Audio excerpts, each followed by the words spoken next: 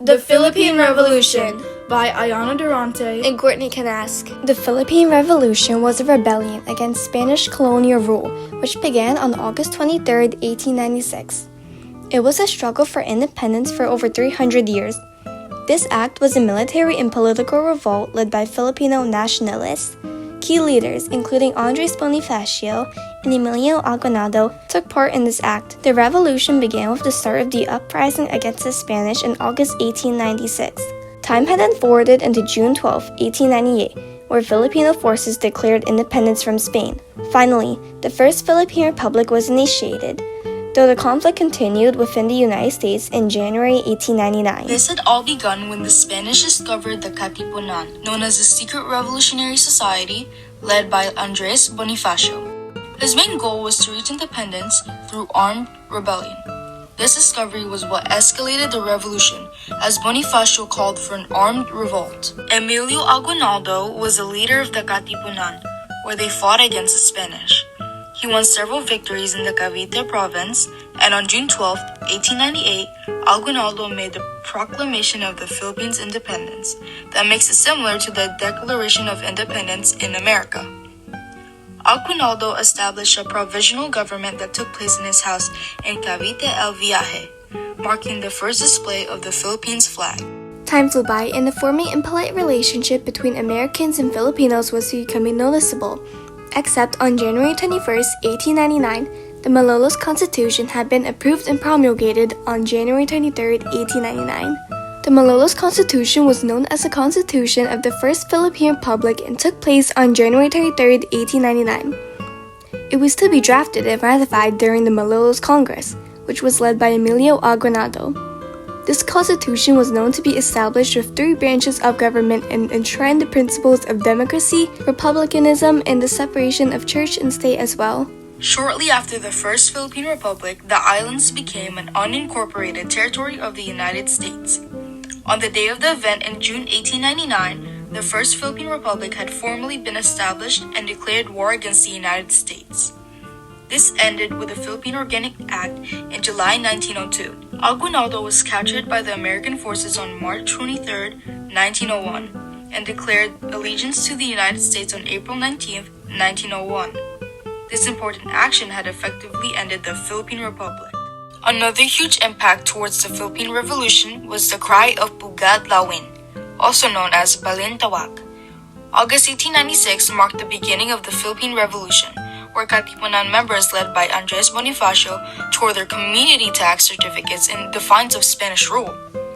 The cry of Pugad Lawin refers to the first clash between the Katipuneros and the civil guards. At their first call of rebellion, they cried Kalayan and Mabuhay ang Filipinas, meaning freedom and long live the Philippines. The cry had primarily been a mass, grassroots uprising. The symbolic act of defiance against their oppressive government took place on the property of Juan Ramos, his backyard to be specific. Noong ika-23 ng Agosto taong 1896, nagtipon-tipon ang 500 katipuneros sa Pugad Lawin upang ipahayag ang kanilang paglaban sa pamahalaang Kastila.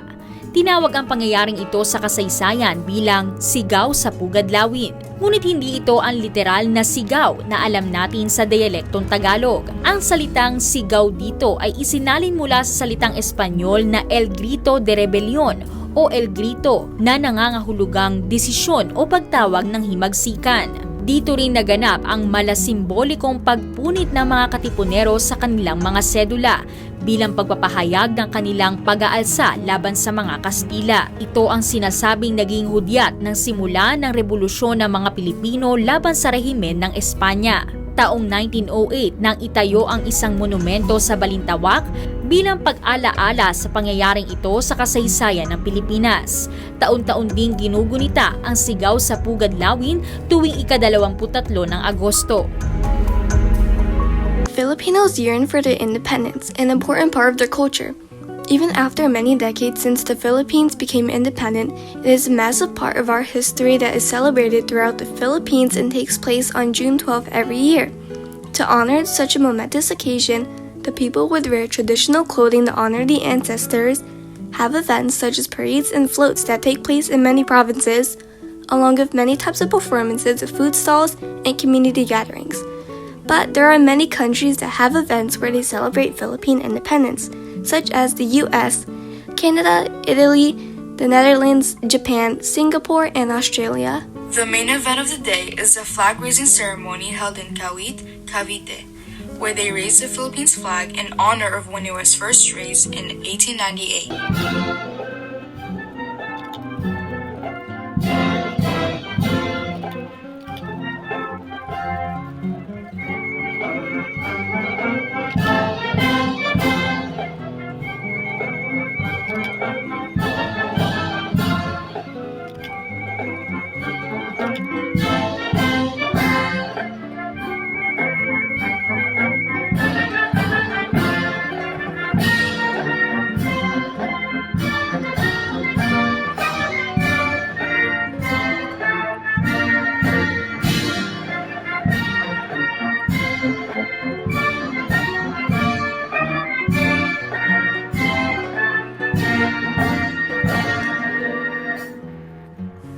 As seen in the video, the design of the Philippines flag was a visual codification, not just for mere aesthetics. Emilio Aguinaldo embedded the 8 rays of the sun, creating a permanent monument to the initial 1896 uprisings. This was a vital portrayal, signaling the new government of 1896 was the legitimate successor of Katipunan's cry of Pugad Lawin. The 1896 movement used red banners to signify revolution and blood, whereas the 1898 flag had incorporated the white triangle of the Katipunan to honor its origins, adopting the blue and red of a modern nation state. The transition from the token of rebellion to national flag sought to prove how Filipinos were no longer a secret society, but rather a nation of unified people under their single, sophisticated identity. The timing of the actual 1898 flag raising was contrived to cease political assumptions about the nation being a colonial prize for transfer, before any other foreign powers would dictate the future of the Philippines. Declaring their independence on June 12th, the revolutionaries foresaw any claims of their struggle being a lawless uprising, an unilateral act. The global community would soon recognize the Philippines as a self-governing entity. It shifted the goal of the revolution from overthrowing the yoke of an oppressive colonial system to the milestone of building towards a democratic state.